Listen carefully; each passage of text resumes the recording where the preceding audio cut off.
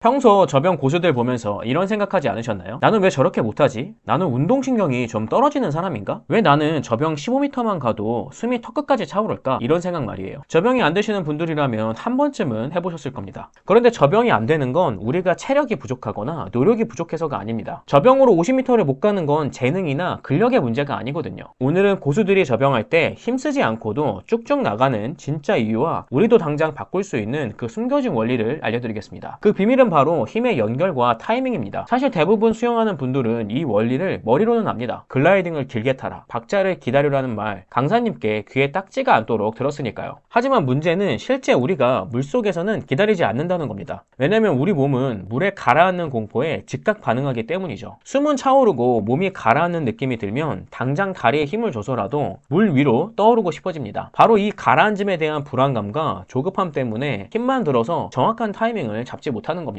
그럼 고수들은 뭐가 다를까요? 그들은 자신의 몸을 다르게 쓰는 세 가지 원칙을 갖고 있습니다. 첫 번째 비밀, 여러분이 저병킥을 찰 때 가장 많이 하는 실수부터 짚어보겠습니다. 혹시 저병킥을 찰 때 다리에 힘을 꽉 주고 물을 세게 눌러야지 라고 생각하시나요? 안타깝게도 그 생각이 여러분을 지치게 만듭니다. 고수들은 발로 차는 게 아니라 턱으로 찹니다. 이게 무슨 뚱딴지 같은 소리냐고요? 수영은 철저한 시소의 원리입니다. 우리 몸의 중심을 기준으로 상체가 내려가면 하체는 올라가고 상체가 올라가면 하체는 내려가게 되어 있죠. 많은 분이 저병킥을 발차기라고 생각해서 허벅지와 종아리 힘으로 물을 때립니다. 그러니까 타이밍은 엇박자가 나고 물보라만 요란하게 튀기는 겁니다. 정작 몸은 앞으로 안 나가죠. 진짜 저병킥은 다리의 힘이 아니라 상체의 움직임에 따라 저절로 눌러지는 결과물이어야 합니다. 그 핵심 스위치가 바로 턱 당기기입니다. 입수하는 순간 턱을 쇄골 쪽으로 강하게 당겨보세요. 턱을 당기면 복근이 수축되면서 우리 몸이 물속에서 순간적으로 시옷자 모양으로 꺾이게 됩니다. 몸이 시옷자가 되면 엉덩이는 하늘로 솟구치게 되고 그 반대급부로 다리는 시소처럼 자연스럽게 그리고 아주 묵직하게 물속으로 꾹 눌러지게 됩니다. 이게 핵심입니다. 지금 차야지 하고 뇌에서 명령을 내려서 다리를 움직이는 게 아니라 턱을 당겨서 몸을 접어버리니까 다리가 알아서 누르게 되는 겁니다. 이렇게 차야 다리 근육에 필요도 없이 체중을 실은 묵직한 킥을 찰 수 있습니다. 기억하세요. 턱을 당기면 입수킥, 턱을 밀면 출수킥입니다. 발끝에 힘을 빼고 턱으로 여러분의 수영 리듬을 주의해보세요. 나 별로 세게 안 차는데 왜 이렇게 잘 나가지? 하는 신기한 경험 하시게 될 겁니다. 둘째, 턱으로 차는 원리를 알았다면 이제는 언제 차느냐가 중요해지는 시점입니다. 여기서 앞서 말한 지연보상의 원리가 나옵니다. 대부분 초보자는 손이 물에 닿기도 전에 혹은 닿자마자 킥을 찹니다. 마음이 급하거든요. 숨은 차고 몸은 가라앉을 것 같으니까요. 하지만 손이 수면에 닿자마자 킥을 차버리면 물을 잡기도 전에 몸이 튕겨나가면서 저항만 커집니다. 타이밍에 꼬이는 거죠. 오리발을 낀 것처럼 쭉 나가는 저병을 하고 싶다면 완전히 잠길 때까지 기다려야 합니다. 정확한 타이밍은 팔이 앞으로 뻗어지고 몸이 둥글게 말리며 웨이브가 완성된 뒤입니다. 즉 손과 머리가 완전히 물에 잠기는 그 순간에 킥을 뻥 차주셔야 합니다. 그래야 몸이 길게 유선형으로 뻗으면서 발끝에서 생기는 힘이 엉덩이를 밀어 올리고 수면 위로 솟구치게 됩니다. 말로만 하면 누가 못할까요? 몸이 안 따라주는데. 하시는 분들을 위해 이 감각을 강제로 몸에 입력하는 훈련법을 가져왔습니다. 바로 팔 동작을 생략한 노핸드 웨이브 드릴입니다. 방법은 간단합니다. 팔을 귀 옆에 딱 붙이고 유선형 자세를 만듭니다. 입수킥 타이밍에 엉덩이를 뒤로 툭 튕겨 올리며 발차기를 합니다. 그리고 여기서 제일 중요한 것, 잠시 멈추세요. 몸이 물을 가르고 앞으로 미끄러지는 느낌을 느껴야 합니다. 이 멈추는 구간이 짧으면 리듬이 끊깁니다. 하나, 둘, 셋 박자를 세지 마시고 차고 기다리고 차고 기다리고 이 느낌으로 가야 합니다. 호흡할 때는 팔을 Y자로 살짝 벌려서 부력을 이용해 올라오고 다시 팔을 모으며 입수합니다. 이 드릴을 딱 2주만 해보세요. 팔로 물을 당기지 않아도 몸이 쑥쑥 나가는 물의 흐름을 타는 감각, 즉 웨이브와 타이밍의 연결을 몸이 직접 배우게 될 겁니다. 마지막 비밀은 상급자분들도 자주 놓치는 부분입니다. 바로 리커버리입니다. 저병이 힘든 분들을 보면 물 밖으로 나온 팔을 아주 소중하게 들어서 앞으로 옮겨 놓습니다. 마치 깨지는 물건을 다루듯이요. 하지만 이렇게 하면 어깨에 힘이 잔뜩 들어가고 몸이 경직되면서 웨이브가 끊깁니다. 저병 웨이브의 시작은 가슴 누르기가 아닙니다. 바로 리커버리에서 팔을 앞으로 던지는 것부터 시작됩니다. 팔을 쭉 펴서 앞으로 과감하게 던진다고 생각해보세요. 팔을 던지면 그 관성 때문에 상체가 앞으로 쏠리게 되고 자연스럽게 얼굴이 미끄러지듯 입수됩니다. 그러면 내가 억지로 누르지 않아도 가슴 누르기가 저절로 되고 자연스러운 웨이브로 연결됩니다. 즉 팔을 앞으로 던지는 동작이 웨이브에 시동을 거는 스타트 버튼인 셈이죠. 있죠. 수영장에 가시면 의식적으로 주문을 외우세요. 팔을 앞으로 던지자. 손끝이 물을 찌르는 게 아니라 저 멀리 있는 벽을 향해 손을 뿌린다는 느낌으로. 그럼 저병 실력이 확 달라지실 겁니다. 근데 이렇게 유튜브 보고 따라해도 잘 안 되시는 분들 분명 있으실 거예요. 이런 분들 같은 경우에는 15m만 가도 숨이 턱끝까지 차고 물에 계속 팔이 걸리시는 분들이 많습니다. 이런 분들은 아래 고정 댓글 링크를 눌러 저병 50m 쉽게 하는 방법 영상을 보시면 도움이 되실 겁니다. 정리해 볼게요. 오늘 말씀드린 3가지 이것만 머릿속에 넣고 다음 수영할 때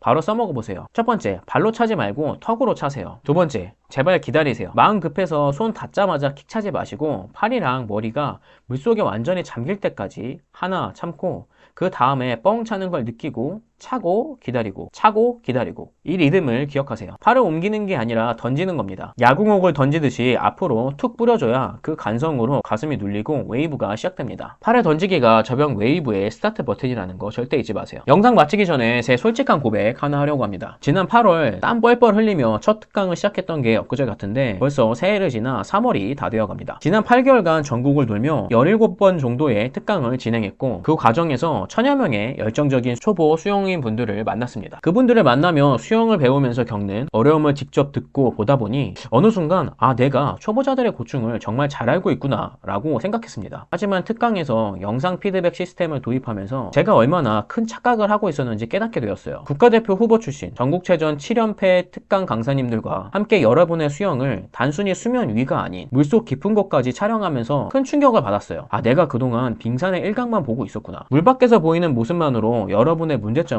다 한다고 생각했는데 막상 물속 영상을 보니 여러분의 하체가 왜 가라앉을 수밖에 없는지 왜 숨이 찰 수밖에 없는지 그 진짜 원인들은 전부 물 밑에 있더라고요. 이 소중한 데이터들이 쌓이면서 저는 새로운 확신을 얻었습니다. 이 확신을 바탕으로 어터클렌즈는 이번 3월부터 큰 결단을 내리려고 합니다. 레인당 최대 정원을 대폭 줄여서 밀도 있는 수업을 진행하기로 했습니다. 그래서 기존 레인당 최대 10명이었던 정원을 3월부터 7명으로 대폭 줄입니다. 여기서 멈추지 않고 점차 4명까지 줄여나갈 계획입니다. 솔직히 말씀드리자면 운영자 입장에서는 수익이 줄어드는 결정이라 쉽지 않았습니다. 하지만 여러분이 물속에서 겪는 그 본질적인 문제를 하나하나 뜯어보고 바로잡아 드리기 위해서는 지금보다 훨씬 더 깊게 들여다볼 수 있는 환경이 반드시 필요하다고 판단했습니다. 단순한 강습을 넘어 프리미엄 특강 서비스로 진화하려는 워터클렌즈의 첫걸음입니다. 당장 3월 21일 안양 특강부터 1대7 시스템을 적용하고 일부 영법은 4명까지 정원수를 줄여서 시범 운영할 생각입니다. 더 적은 인원에게 더 압축된 노하우를 쏟아부는 시간이 될 것 같습니다. 마지막으로 수영은 절대 쉬운 스포츠가 아닙니다. 저 역시 배우면 배울수록 어려운 게 수영이라는 걸 매번 절감합니다. 사실 저도 처음엔 입에서 피만 날 정도로 몰아붙여도 실력이 늘지 않아 수영과 멀어졌던 적이 많았습니다. 지금 생각하면 조금씩 분명히 성장하고 있었는데 당장 눈에 보이는 성과만 쫓느라 제풀에 지쳐 나가 떨어졌던 거더라고요. 그러니까 여러분도 지금 당장 마음 먹은 만큼 안 된다고